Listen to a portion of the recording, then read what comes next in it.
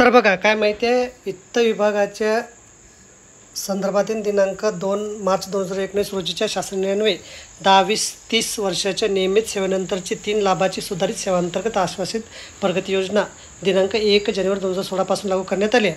सदर शासन निर्णयातील तरतुदीनुसार पात्र कर्मचारी अधिकारी यांना 10, 20 व 30 वर्षाच्या नियमित सेवेनंतर अनुक्रमे पहिला, दुसरा व तिसरा लाभ अनुदेय राहील. संदर्भातील शासन निर्णयात सुधारित सेवांतर्गत आश्वासित प्रगती योजनेतील नमूद केलेल्या अटी व शर्तीची पूर्तता करणाऱ्या विधी व न्याय विभागाच्या अधीनस्थ धर्मादाय संघटनेच्या आस्थापनेवर सहाय्यक धर्मादाय आयुक्त गट अ पदावर कार्यरत असलेल्या सोबतच्या परिशिष्टामध्ये नमूद असणाऱ्या अधिकाऱ्यांना 3 लाभाच्या सुधारित सेवांतर्गत आश्वासित प्रगती योजनेतील पहिला लाभ मंजूर करण्यात येत आहे.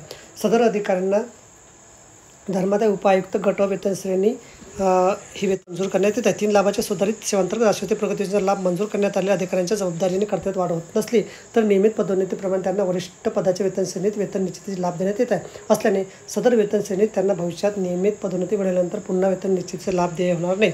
सदर अधिकाऱ्याचे नाव कनिष्ठ मूळ संवर्गाची ज्येष्ठता सूचित राहील आणि सेवा प्रवेश नियमातील तरतुदीनुसार उपलब्ध रिक्त पदावर योग्य वेळी नियमित पदोन्नतीसाठी त्यांच्या नावाचा विचार करण्यात येईल. सदर लाभ मंजूर केल्यानंतर प्रत्यक्ष पदोन्नती नाकारली अथवा पदोन्नतीस अपात्र ठरलेल्या अधिकाऱ्यांना देण्यात आले लाभ काढून घेण्यात येतील. तथापि अशा दिलेल्या लाभाची वसुली करण्यात येणार नाही.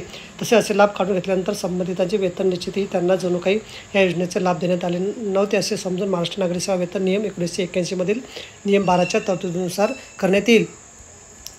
सदर अधिकाऱ्यांनी त्यांना वर नमूद केलेल्या अटी मान्य असल्याचे बंधपत्र सादर करावे. तसे या आदेशाच्या अनुषंगाने वरिष्ठ वेतन श्रेणीमध्ये वेतन निश्चिती करण्यासाठी संबंधित अधिकाऱ्यांनी त्यांच्या वेतन निश्चितीचा विकल्प या आदेशाच्या दिनांकापासून 1 महिन्याच्या आत द्यावा.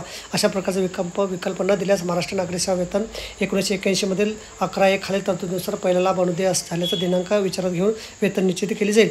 धर्मादाय आयुक्त महाराष्ट्राचे मुंबई यांनी संबंधित अधिकाऱ्यांनी दिलेल्या विकल्पानुसार त्यांच्या वरिष्ठ पदाच्या वेतन संरचनेतील वेतन निश्चिती करून त्यांना योजनेचा लाभ त्यांच्या नावासमोर दर्शवलेल्या दिनांक वेतन संरचनेनुसार देण्याबाबत कारवाई करावी.